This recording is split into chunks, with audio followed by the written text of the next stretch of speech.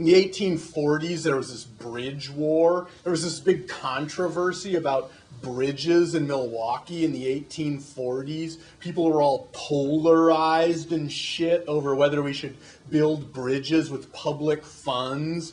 The east side said, yes, we should build bridges. The west side said, no, we shouldn't. You know, and it was one of those things where if you lived on the east side of Milwaukee, you had the lake here and the river coming in, and so it was essentially an island. You couldn't go anywhere but north without running into water, and so they needed bridges to get to the rest of the state or to get to Chicago or something. The west side couldn't care less. They didn't need bridges, you know, and so that was the controversy, and so. And the dude who settled the west side of town, Kilbourne, Byron Kilbourne, was this kind of fat cat real estate guy who was sort of bribed a federal clerk so he could get his title and shit. And he was just, you know, he was exactly like a guy like that, you know.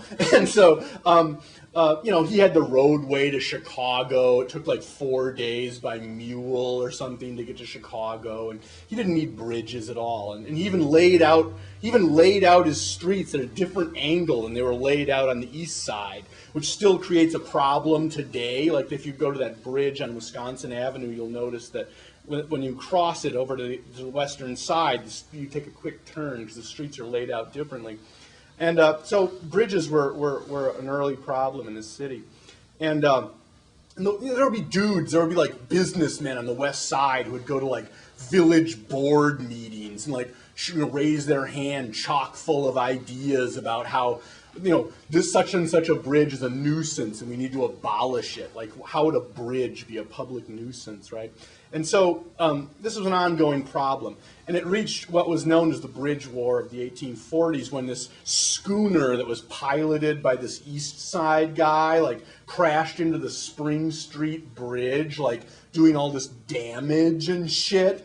And the people on the west side thought it was a plot by people on the east side to get them to pay for a new bridge. And so they formed these angry mobs that went around smashing bridges and shit, like at Chestnut Street and Oneida Street and all this kind of stuff. And it was a major panic. And so dudes on the east side got a hold of this cannon. There was like one cannon in the city of Milwaukee, but they didn't have any cannonballs in the entire city. So this clockmaker like pushes his way through the crowd and says that he's got these iron clock weights that'll be just as good as cannonballs. So they put these iron clock weights in the cannon. It's one of those old cannons. It's got like a fuse on it or something. So they're right about to light this fuse, and they got this cannon pointed right at Byron Kilbourne's mansion, right?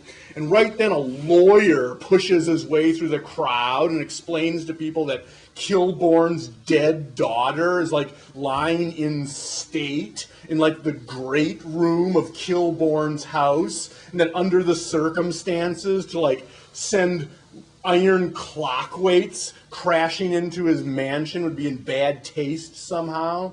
And that basically ended the Bridge War of the 1840s.